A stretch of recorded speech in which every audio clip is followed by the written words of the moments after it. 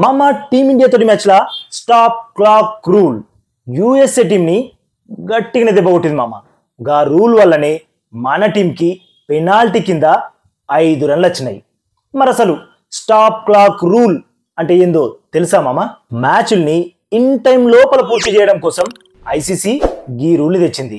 గీ rule ప్రకారం bowling team over అయిపోగానే 60 సెకండ్ల లోపు ఇంకో ఓవర్ మొదలు పెట్టేసేయాల.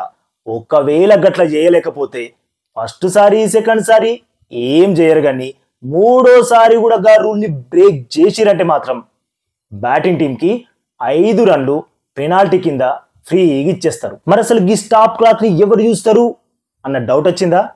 ఇంకెవరు మామా, థర్డ్ ఎంపైర్ ఉన్నాడు కదా, ఇంకా ఆయన చూసుకుంటాడు. ఇక ఇండియా వర్సెస్ యుఎస్ఏ మ్యాచ్ లా అమెరికా బౌలర్లు 3 సార్లు గా రూల్ ని బ్రేక్ చేశారు. గందుకే మన టీంకి 5 రన్లు ఇచ్చిర్రు.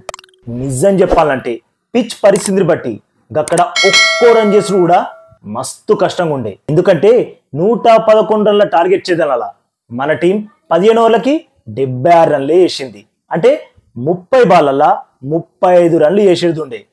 గట్లాంటి టైంలో గా పెనాల్టీ 5 రన్లు వచ్చి టీమిండియా గెలుపుకి మస్తు హెల్ప్ చేసినాయి. అంటే గా రన్లు రాకపోతే టీమిండియా గెలవకపోయేదా అంటే గెలుస్తుండే, కానీ గా రన్లు మాత్రం టీమిండియా బ్యాటర్ల మీద ఒత్తిడిని తగ్గించినాయి అన్నది మాత్రం నిజం మామ. ఏమంటారు మామ? మరి లేటెస్ట్ అప్డేట్ కి ఒక లైక్ కొట్టి మన ఛానల్ని ప్లీజ్ సబ్స్క్రైబ్ చేసుకోవచ్చు కదా మామ. అట్లనే ఈ వీడియో ఇచ్చినందుకు మీ అందరికీ దిల్ సే థ్యాంక్ యూ మామ.